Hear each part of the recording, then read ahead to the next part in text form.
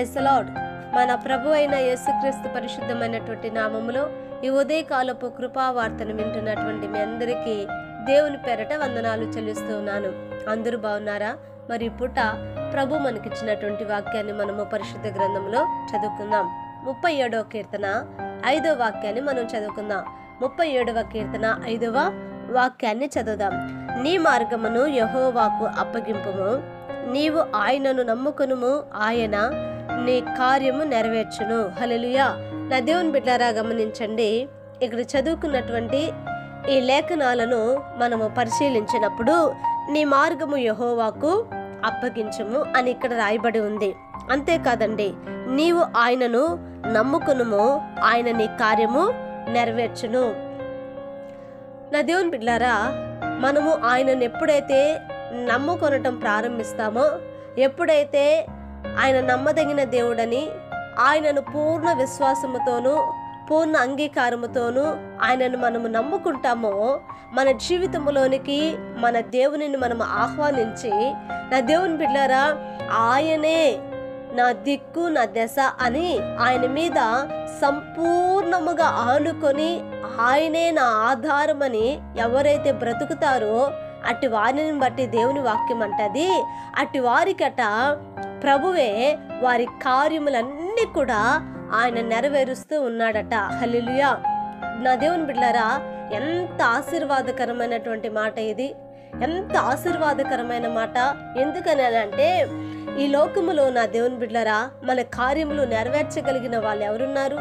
మన కార్యాలు చెడగొట్టే వాళ్ళు ఉన్నారు, కానీ మన కార్యములను నెరవేర్చే వాళ్ళు ఎవరున్నారు? ఆలోచించండి. ఫలానా కుటుంబంలో మంచి ఉద్యోగం ఫలానా అబ్బాయికి వచ్చింది అని అంటే, ఏదో ఒక రకంగా ఆ ఉద్యోగాన్ని చెడగొట్టాలనో, లేకపోతే ఆ సంబంధాన్ని చెడగొట్టాలనో, లేకపోతే ఆ పంట ఆ పొలంలో మరి ఆ ధాన్యాన్ని చెడగొట్టాలనో ఎన్నో రకాలుగా మనుషులు, శత్రువులు, నా దేవుని బిడ్డలారా, ఒక కార్యము సఫలపడకూడదు అనే ఉద్దేశముతో ఎన్నో రకాలుగా దానిని నాశనము చేస్తున్నటువంటి వారు మనము చూస్తూ ఉన్నాం. కానీ మన దేవుడు అటువంటి వాడు కాదండి. ఈ లోకములో నా దేవుని బిడ్డలారా, ఎంతో మందిని నమ్మి మోసపోయినటువంటి వారు లేకపోలేదు. ఎంతో మందిని నమ్మి, మనుషులను నమ్మి, రాజులను నమ్మి, అధికారులను నమ్మి, బంధువులను నమ్మి, స్నేహితులు నమ్మి ఎంతో మంది కూడా నా దేవుని బిడ్డలారా మోసపోయినటువంటి వారు లేకపోలేదు. కానీ మన ప్రభువు నమ్మదగిన వాడు. హల్లెలూయా. మన ప్రభు నమ్మదగిన వాడు. అంటే నువ్వు ఎంతైతే నమ్మతావో ఆ నమ్మకము మన ప్రభువు పట్ల ఏమాత్రము కూడా ఒమ్ము చేయబడదు అని చెప్పటానికి ఎటువంటి సందేహమే లేదు. నా దేవుని బిడ్డలారా గమనించండి, ఆయనను నమ్ముకున్నటువంటి వారి జీవితంలో ప్రభు అట కార్యమును జరిగిస్తూ ఉన్నాడట. ఈ వాక్యం వింటున్నటువంటి నీతో నాతో ప్రభు మాట్లాడటానికి ఇష్టపడుతున్నాడు. నా దేవుని బిడ్డలారా, మరి ఈ వాక్యం వింటున్నావు కదా, నీవు ఎవరిని నమ్ముకుంటున్నావు? ఎవరితో నీ బాధను పంచుకుంటున్నావు? ఎవరితో నీ కష్టాన్ని నీవు పంచుకుంటున్నావు? ఎవరికి ఇదిగో మరి ఉన్నటువంటి ఈ పరిస్థితులను ఎవరికి నీవు చెప్పుకుంటున్నావు? మనుషులకు చెప్పుకుంటున్నావా? నవ్వులు పాలైపోతావు. ఇదిగో లేకపోతే రక్త సంబంధులు కానీ బంధుమిత్రులు కానీ చెప్పుకుంటున్నావా?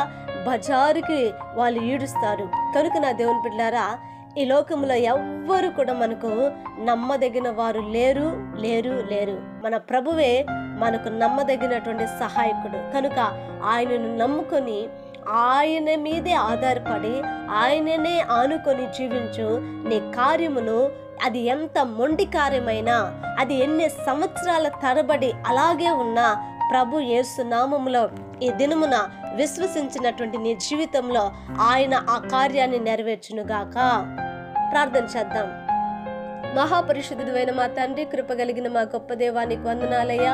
ఇంతవరకు నా తండ్రి అయ్యా, నీ మాటలు నా తండ్రి నైనా విన్నటువంటి నా ప్రభా, నీ బిడ్డలను నైనా మీరు జ్ఞాపకం చేసుకోండి. ఎవరైతే నా ప్రభువా ఇదిగో నా తండ్రి అయ్యా నిన్ను నమ్మి ఉన్నారో ప్రభువా, వారందరి పట్ల, వారి కుటుంబాల పట్ల, వాళ్ళ పిల్లల పట్ల అయ్యా నీ ఆశ్చర్యమైన కార్యాలు మీరు నెరవేర్చి ఇదిగో నీ బిడ్డలను తృప్తిపరిచి అయ్యా సంతోషపరచమని యేసు నామమున అడిగి వేడుకుంటున్నాము తండ్రి. ఆమేన్. Praise the lord.